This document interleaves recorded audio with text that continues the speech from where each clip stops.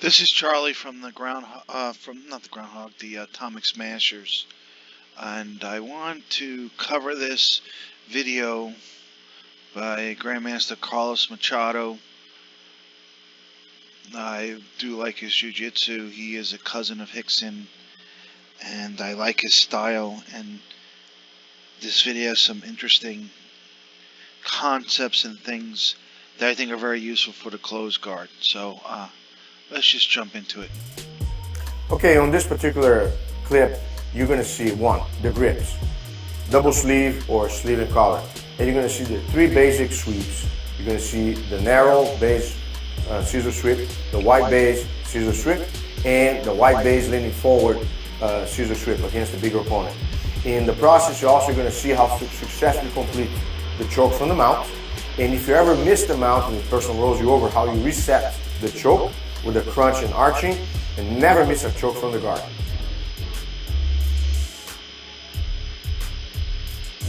So we're talking here about, Mike, for a second here, the sleeve grip, okay? So different people have different ideas. Some guys, they like to work the grip with the finger on the outside. It kind of protects your thumb. It's not a bad grip if you go like that. It's legal for you to go with the thumb. Some people have reservations with that. This is kind of like what I do. I kind of go thumb in, and I kind of hold the emphasis on the fingertips. So here, right here. So if he tries to pull, there's a lot of grip there, okay? Now here, let's talk about the guard, okay? Usually, I always windshield my legs, you see here, so I can sit comfortably and bring the guy back, all right? Okay, I must tell you I love this. The reason why it's simple. You're gripping at the end of the sleeves, you're not grip fighting, and then he's getting into the guard in a very comfortable way. If you notice when he swings his knee is near the opponent's knee, so he's close to pull the guard. I think this is worth watching one more time. What I do, I kind of go thumb in, and I kind of hold the emphasis on the fingertips. So here, right here. So if he tries to pull, there's a lot of grip there, okay?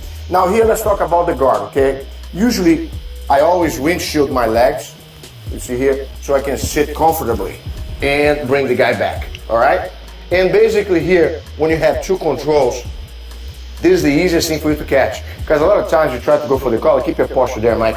It's a struggle to reach out high. See, that's what I'm trying to avoid. I don't want to grip fight with the person. I don't want to do anything difficult when starting in the closed guard.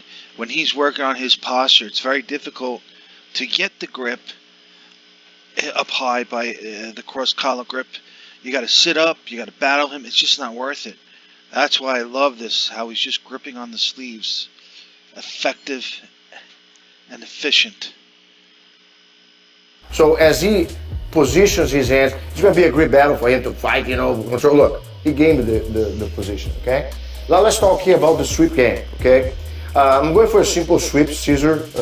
So I kind of stomp the mat, stay a little power there, resist a little bit. So here you see you get to this position here, and people, sometimes they fail, okay? One of the things you have to aim is, whichever leg is the kicking leg, you aim your opponent's arm, not the body.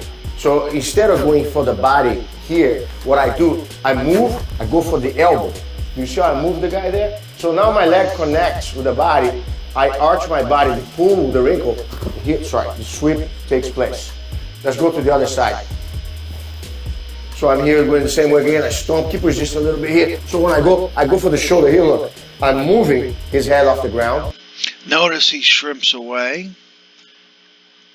That breaks the opponent's posture, makes his opponent's arms extended. And then he mentioned about arching his back, or what I call shoulder escaping away.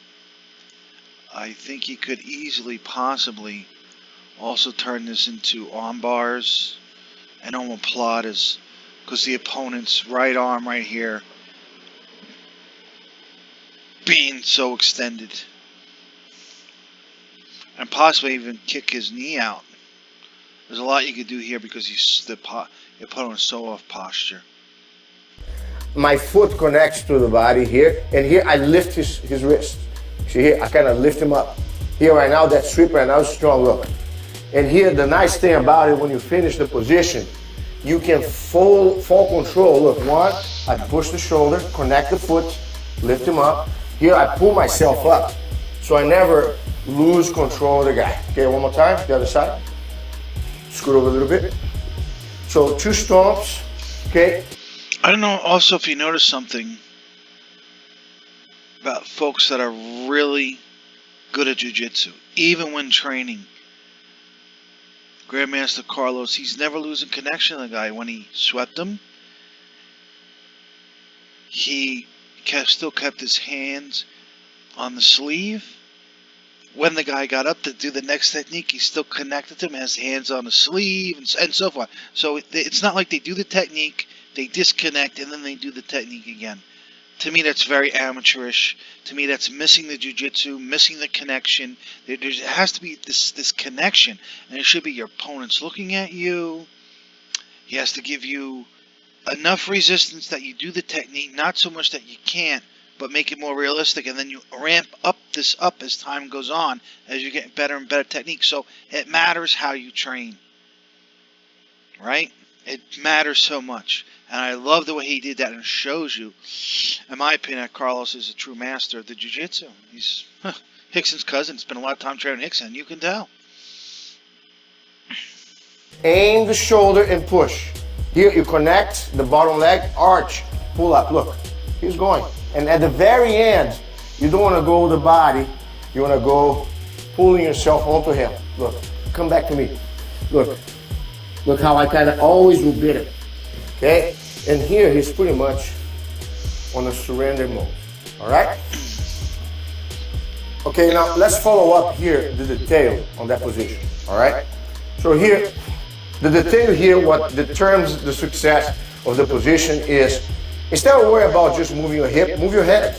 Move your head out of the way, then move your hip. So your knee is strong. You see how easy? And here, the outside leg, instead of kicking with the shin, you just kind of block with your foot the side of the hip here. And here, stay strong there for that. He's going to come back. Okay, here, yeah, that's what he wants. Go back on step. No, stay in the same position here one more time. So here, what prevents the guy from coming is the bottom leg lower and this. But if he ever comes and I miss the position, he gives me the momentum. And here, it doesn't matter. Actually, it makes it easier for me if I ever miss out my first attempt to just switch the... Fancy. Going in the direction of the opponent. And holding on to the sleeve so he doesn't have a base. And, of course, arching his upper body away. Doing that shoulder escaping. That was tremendous.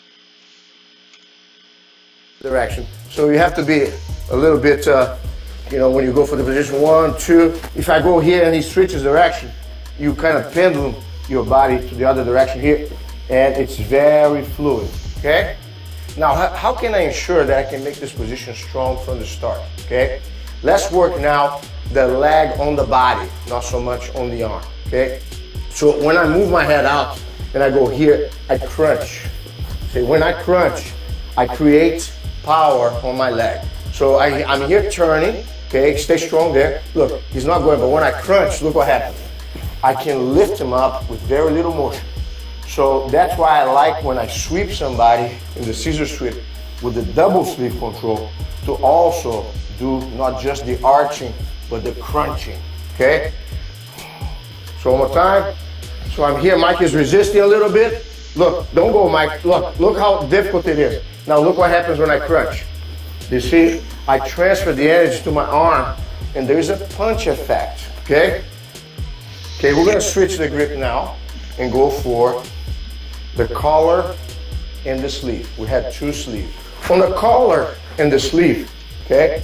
Now, all right, one comment on that crunch effect. Actually, the crunching is amazing because if you do that in the closed guard, when they're trying to just open your guard and they're posted on your hands, their hands are posted on your stomach and they're trying to move back, if you crunch, very difficult to open your legs, almost impossible. And we've tried this in the garage and we're amazed at it. Try it. Just get in your closed guard when he's in there pushing back to try to open your legs, crunch. Do a stomach crunch. What I think it does, it changes the angles. And now their arms are weak and they can't push off on you. So, but that, I have to try this what he did with the scissor sweep. I've never tried this with the scissor sweep, but I'm going to. Now really you're gonna punch. So you're gonna really do a punch at the end, okay? So basically I stomp twice. My knee stops in the midline, okay? A lot of people, they try to slide the leg in. It feels like a fish out of water. You stop the knee on the gut, you crunch. Look how the punch goes. See what I'm saying?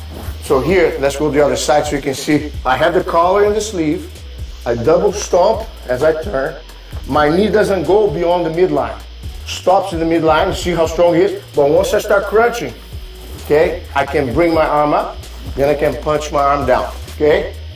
I call that the squeeze, crunch, and punch. Okay, so basically here, when I'm in this position, 2 stomps. You keep always, when you do the hip escape, the first foot from the floor is to move your shoulder. The second one is to move your hip. Okay, so here a lot of times you're moving the hip, but really what you want is the shoulder off the ground. That's it. Now you adjust the hip again, and you know you're in a good position when your shoulders are almost even. If this shoulder is too far behind, this leg doesn't have the firepower to kick. Okay, so here a lot of times here, if I'm here, don't go, stay really strong. And I feel here that I fail, I just back up my hip once more and position my shoulders more leveled. Because now when I crunch, look, that leg is strong again. And at the very end, you never go with your legs, you always go with your body first, and then follow with your legs. That's how you ensure a strong transition. I'm gonna change the angle a little bit so you can see it from a straight angle here. So I have the sleeve and the collar. Stomp, one for the shoulder, stomp again, one for the hip. Our shoulders level, great. Crunch, kick, and punch. And when you go, drag yourself forward and follow suit, okay? I'd like every time I finish a transition, if I can, I complete with a submission, okay? So I have the position here. So what's Mike's reaction in here? There are 2 reactions they can have. You can try to affect my balance, you can try to move and escape. I try here in this position just to make sure my hip is heavy. So whatever you do, you have to carry me, okay? Elbow up, hold the key. Can you block my hand over there? Here, it's not my hand that goes, it's my body. You see what happened here? I push my body with my hip and go through. Oh. My first goal is to get the hand through. Now I go for the collar. And when I finish, the 2 finishes that you do, one is tell the secret. You stay low, open your chest and pull. Now cup your hands tight and don't let me choke you here. Yeah. If I feel this is a problem, I punch the floor and I get tall. Look, he's already tapping right there. Apologize. Okay? It's really a lot of pressure. Thanks for good support. Okay? If for some reason, real quick. So here, this is the key. See how I kind of put my hand there? Now block my hand as much as you want. Don't let my hand go in. You have situations where the guy is resolved. I'm not going to let the guy choke me. So if you're a beginner or a black belt, I don't care. This is the easiest trick you can do that you never miss a choke again. You're going to use the first hand, retract that hand and kind of slap the back of your hand, whatever the obstacle is, and then throw both hands in again. I love doing this drill. One more time. So here, I secure my first grip. I'm trying to go with the key grip under, and he's blocking. Don't let me go there, Mike. Yeah. So here, basically, I move back a little bit, bounce back, and the top hand slides. You see here what I did? I just kind of, don't keep your hand harder. I just push a little bit. See here how the back of my hand just push a little bit ahead? Now I close both hands like this, like I'm holding 2 keys. Okay, over here, and then my hip goes forward. Look what happens. Boom, you didn't see that coming, huh? Very good. So here, remember, double key grip. All I do, if I go here, the guy blocks. I bounce back and pull my hand back a little bit, like I'm sewing something here. You see that? Keep I'm almost extended. And here, when you push a little bit, an inch out, you throw your hip forward. Your arms don't bend. Your arms go like 2 arrows. Open your hands and have fun. Okay? If the guy rolls you over, roll you over. Okay? And that's the part I want you to train here right now. If you're a white belt and you ever miss a choke, go ahead and bench press. Push. Yes. Do you see what happened here? Sometimes the guy bench press your stomach. Sometimes you go over. Yes. And if he extends your arm, it diminishes your ability to squeeze. Okay? So once I have the position here, bench press again. Crunch.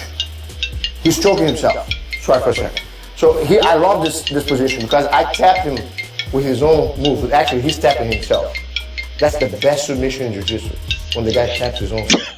Okay? So here, if I ever connect my hands, going for an X choke from the guard, and the guy tries to post and bench press, you crunch, because that kills his bench press. Now stay strong there, tuck your chin a little bit. The second thing, I try to extend my body and touch my shoulders on the ground. I pull the back off the collar against his neck. How does that feel? Make sure you tap right there. I don't want my partner to pass out on the screen. Sometimes some instructors are crazy. They squeeze the training partner. Don't worry, man. We're on the same page here, all right? I'll let you put the choke on me later, okay? So the idea here, like I said, I have one hand and then I get the second hand under and he tries to bench press. You crunch. Second part, you extend and touch your back on the ground, and he's already tapping. I'm gonna go as loose as I can on the grip. Try to push yourself away again. Do you see how you feel the pressure? You choke yourself, right? And if there is additional need to put more pressure, you're gonna wiggle your head and move your body away, swim away. As you swim away, his head sinks down your stomach and the choke goes all the way. Amazing choke details. I've never done this before. I'm going to try it on the Atomic Smashers. Around the neck. But that's not the end. Let's start now the combination. If you miss a choke, you get a sweep. If you miss a sweep, you get a choke.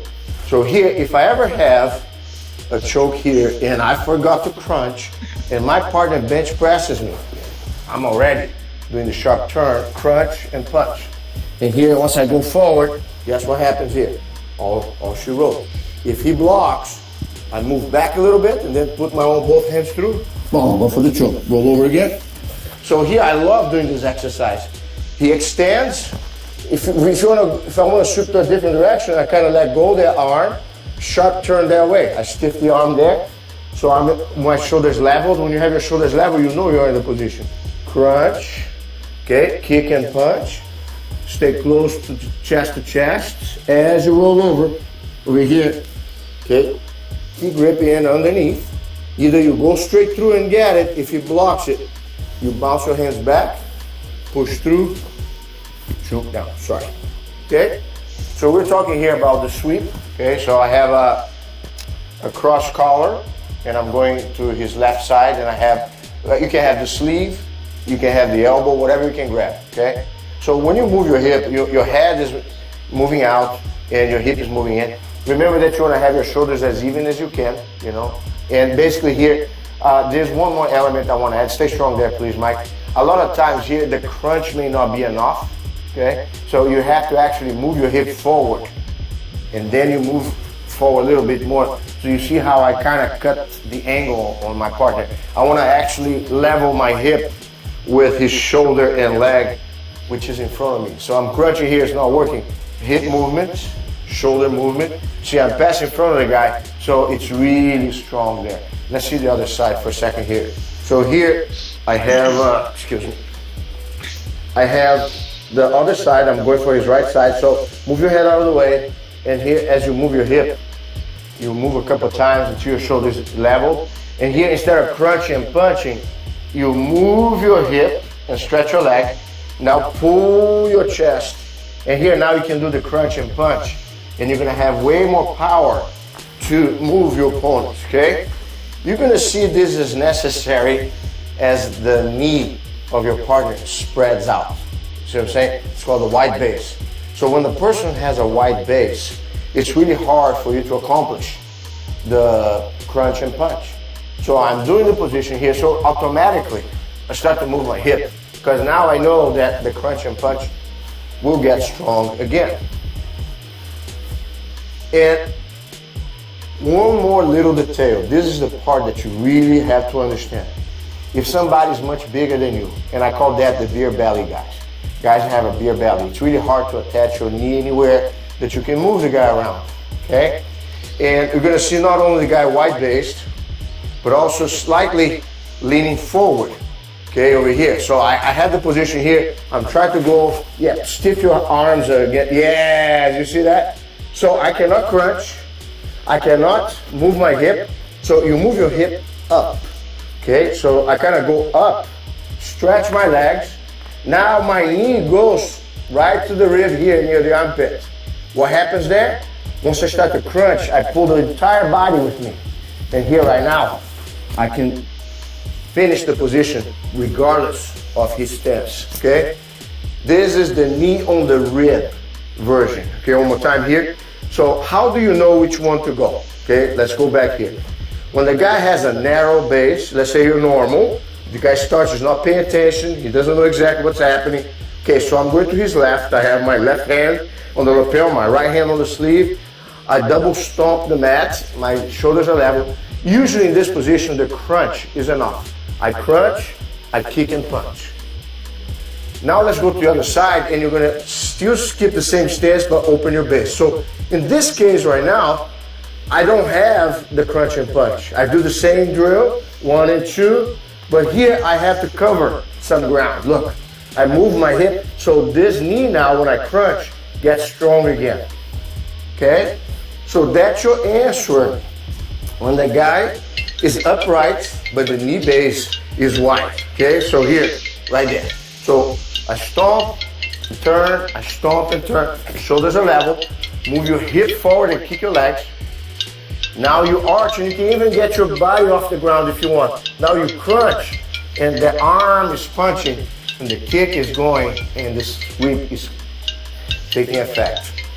Lastly, when the guy has a wide base, but he's leaning forward, okay? So a lot of times what happens, the guys will stiff the arm against you here. So you do the same process in the beginning.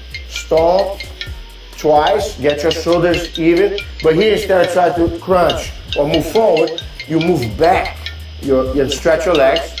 Now you're gonna arch a little bit and let your knee touch the person's ribs. And then from here, as you lift it, he's gonna go.